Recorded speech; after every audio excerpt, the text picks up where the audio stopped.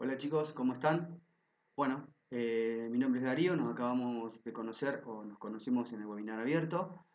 En esta oportunidad le voy a dejar algunas aproximaciones teóricas, digamos, un recordatorio, una refrescadita de lo que estuvimos trabajando en el webinar abierto para orientarlo, digamos, hacia la actividad práctica que hay en este primer módulo y en esta primera clase que es la entrevista con la familia productora.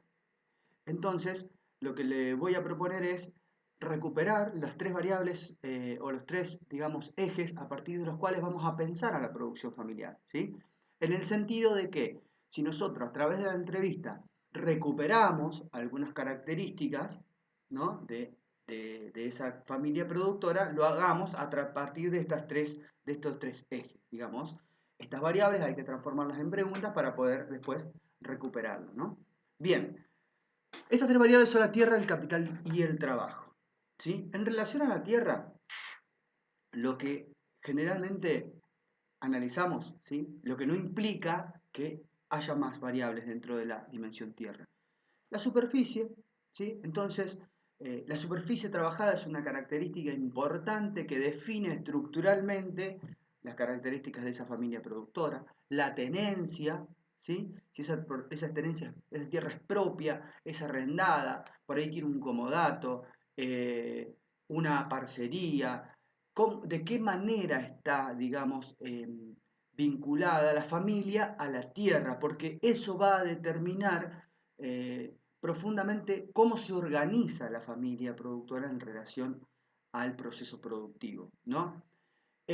También la productividad de la tierra, ¿por qué? Porque no es lo mismo lo que yo puedo hacer en un suelo clase 4 que lo que puedo hacer en un suelo clase 1, ¿sí? En un suelo con pendiente que en un suelo sin pendiente. O sea, diferentes características que tienen que ver con la productividad de la tierra van a definir cómo se organiza esta familia para llevar adelante el proceso productivo. Otras variables que se le puedan ocurrir a ustedes, bienvenido sea. Que ustedes digan, bueno, esto es una variable importante que me está definiendo lo que estamos haciendo acá, ¿sí? Pero no estaba en la presentación. Bueno, la metemos. ¿Qué sé yo? Se me ocurre ahora distancia al punto, al centro de comercialización.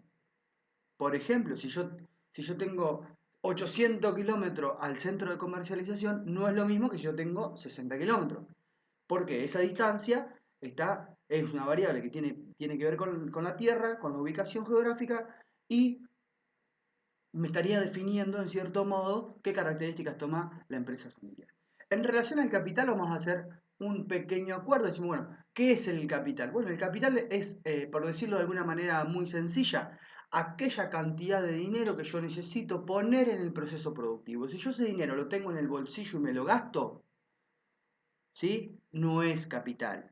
Si yo me lo gasto en, qué sé yo, en una tienda, en ropa, si esa ropa no es para llevar adelante el proceso productivo, entonces no es capital, ¿sí? Ahora, si esa ropa es para los trabajadores que llevan adelante el proceso productivo, entonces ese dinero se transforma en capital. Bien, este capital lo podemos analizar desde diferentes dimensiones. Lo que nosotros proponemos es un enfoque que tiene que ver con la perspectiva de Bourdieu, ¿sí? Que considera cuatro tipos de capitales. Capital económico, que en este caso lo vamos a dividir en fijo y circulante, ¿no? ¿Cuál es el capital fijo? Aquel que dura más de un proceso productivo, de un ciclo de producción, perdón, y el circulante es el que se agota en el ciclo de producción, ¿sí? Ejemplo de capital fijo, alambrados, aguadas, máquinas, ¿sí? Ejemplo de capital circulante, semilla, fertilizante, cuestiones que se agotan dentro del ciclo de producción. Esto es importante conocerlo, ¿por qué?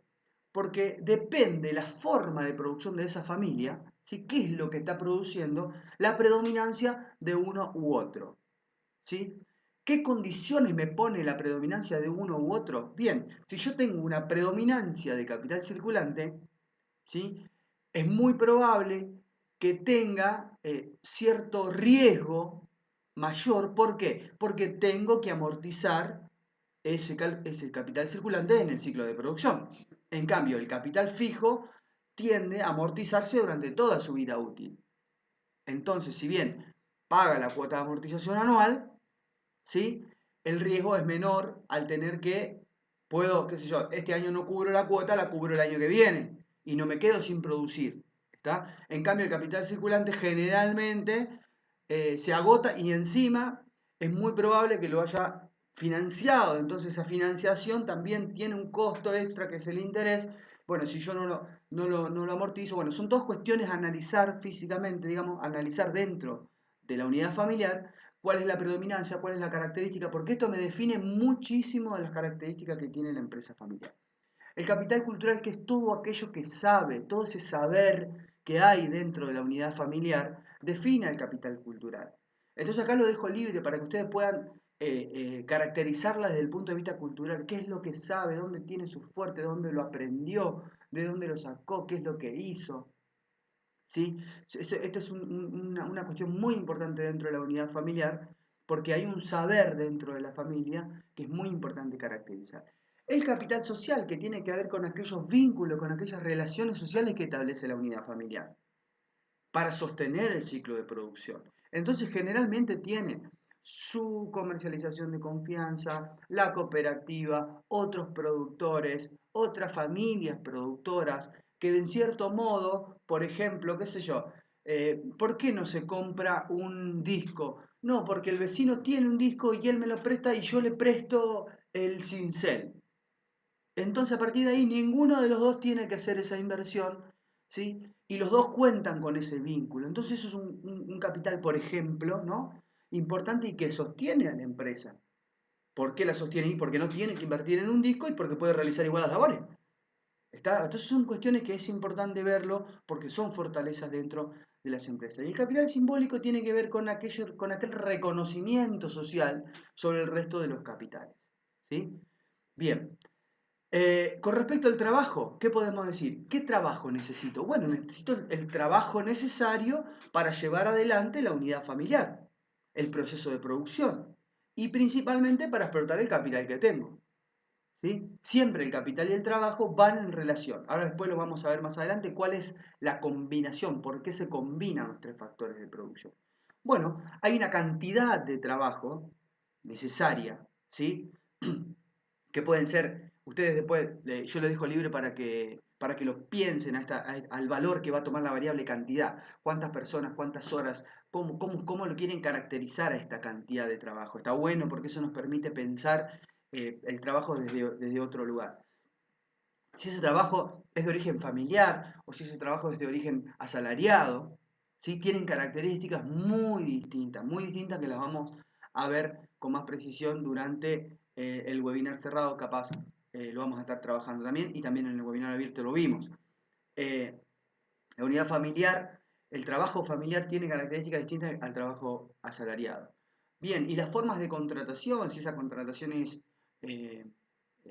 temporaria, permanente, si es en porcentaje, si es mediería, a destajo. Bueno, hay un montón de caracterizaciones que hacen que una persona se vincule con el trabajo en función de la relación de contratación. Eso lo van a ir viendo ustedes y si no lo vamos a seguir charlando. Pero bueno, lo dejamos libre para que lo sigan pensando a partir de ahí.